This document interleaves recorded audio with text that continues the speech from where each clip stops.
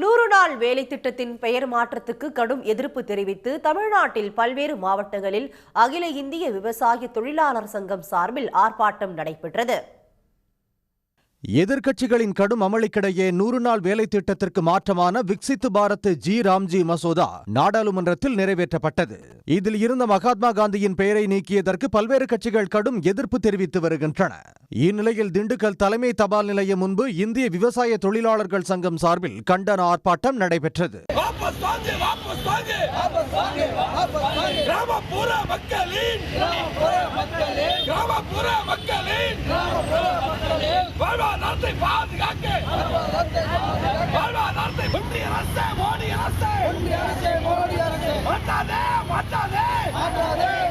பட்டுக்கோட்டையில் தலைமை தபால் நிலையம் அருகே மார்க்சிஸ்ட் கம்யூனிஸ்ட் கட்சியினர் நடத்திய ஆர்ப்பாட்டத்தில் கண்டன முழக்கம் எழுப்பப்பட்டது.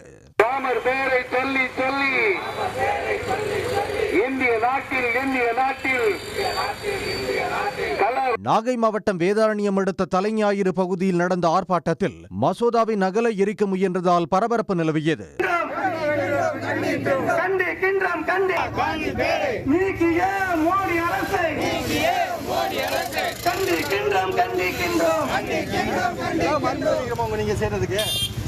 நீங்க என்ன செய்றீங்களா?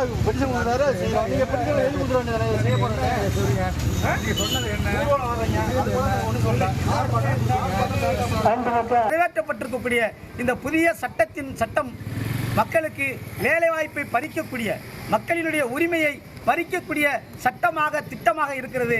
காட்டுமன்னார் கோவில், பொன்னேரி, கரூர் உள்ளிட்ட பல்வேறு இடங்களிலும் ஒன்றிய அரசுக்கு எதிராக ஆர்ப்பாட்டங்கள் நடைபெற்றன. உடனுக்குடன் செய்திகளை தெரிந்து கொள்ள சன் நியூஸ் பெல் ஐகானை கிளிக் பண்ணுங்க.